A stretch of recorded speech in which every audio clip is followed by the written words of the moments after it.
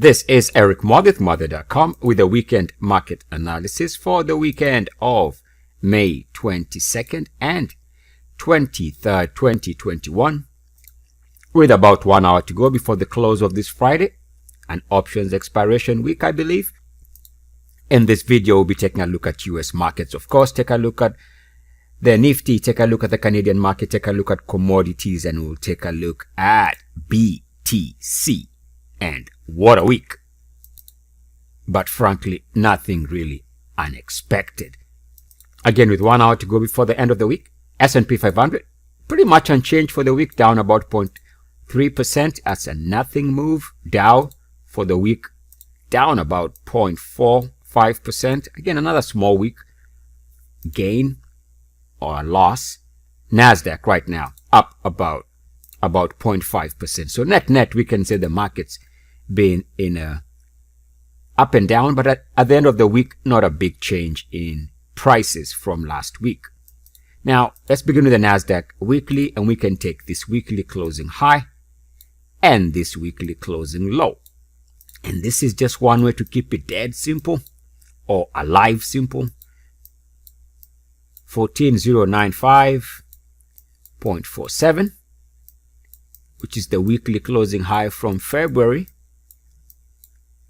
And by the way, a lot of stocks have not recovered since this market high. Yes, the NASDAQ has come back, tested new highs, and then come down. But a lot of stocks have really dropped since the February market highs. They are down.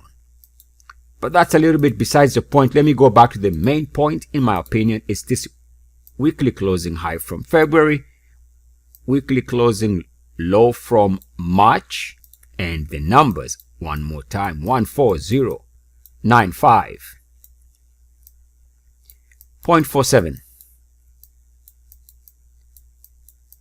and then 12920.15, which is this weekly closing low. You take those two numbers and you have either a future breakout level to watch or a potential future breakdown level to watch.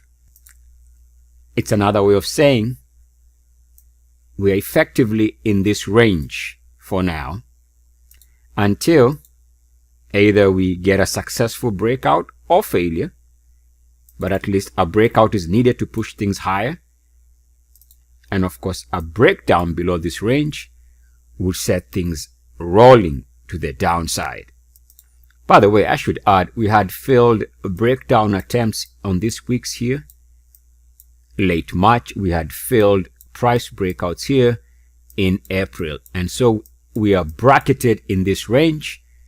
The conclusion out of this box, either to the upside or to the downside, should dictate the next NASDAQ's big move.